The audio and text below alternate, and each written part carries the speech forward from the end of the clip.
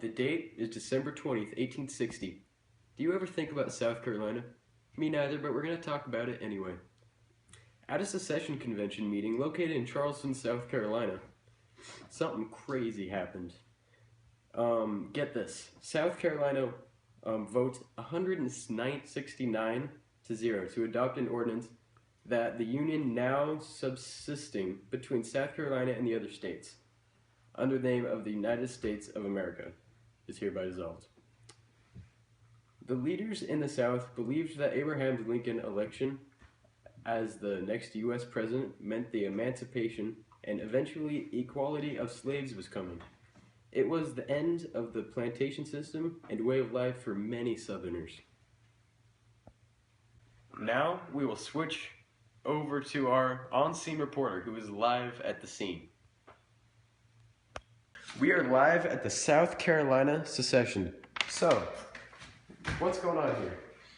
So, Abraham Lincoln's election as the next U.S. president means that the emancipation and eventual equality of slaves is coming. It means the end of the plantation system and a way of life for many of us Southerners. We voted to adopt an ordinance that the Union now subsisting between South Carolina and other states under the name of the United States of America is hereby dissolved.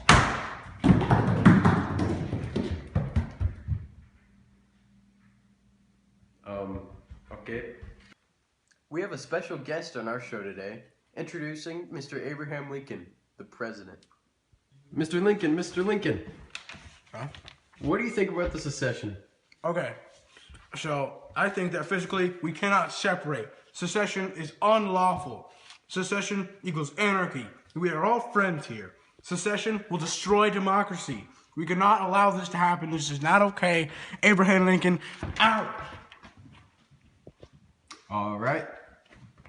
I completely agree. The date is February 9th, 1861. The Confederacy was formed from all of the seceded states in the U.S. after Lincoln was elected. Representatives from the 7 seceded states met in Montgomery and Alabama and founded the Confederate States of America. The president was Jefferson Davis, West Point graduate and former U.S. Army officer. They favored a constitution without radical innovations. This is a picture of Jefferson Davis. I'm here to say that Abraham Lincoln is trying to take us over and make us like the North, those scumbags.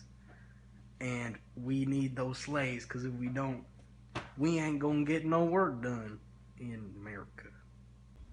We all know you're wrong, Jefferson Davis, but we have to get back to our other topic, the attack of Fort Sumter. It was a sad, sad loss. Robert Anderson and his force of 85 soldiers were positioned at Fort Moultrie. On December 26, Anderson moved his command to Fort Sumter, worried about the safety of his men. All right, move. It's not safe here. We're going to go to Fort Sumter.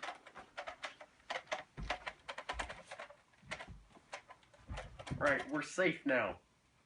People were mad about this move, and Anderson reported he only had 6 weeks of food left. Why'd you do this? This isn't legal. You shouldn't have moved. We only have 6 weeks of food left. Are you kidding me?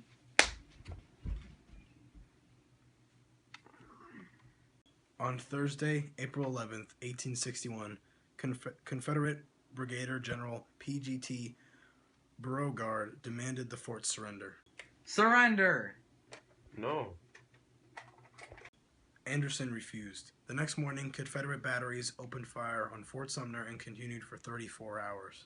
Attack!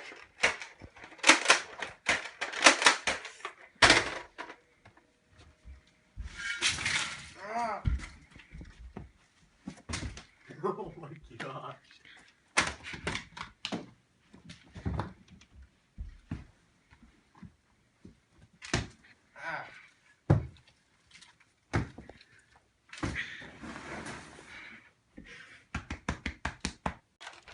Surrender. Alright, I surrender.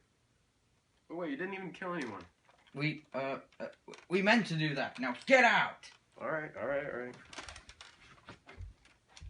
This is a picture of what the Battle of Fort Sumter looked like. Obviously, our representation of it was exactly the same. This is how many soldiers were in the fort and attacking the fort. Obviously, the South had a lot more soldiers than the North, but of course there were no casualties, which was, I guess, a good thing. The Civil War has only just started with the attack on Fort Sumter, but we know that the Union will prevail. Go America!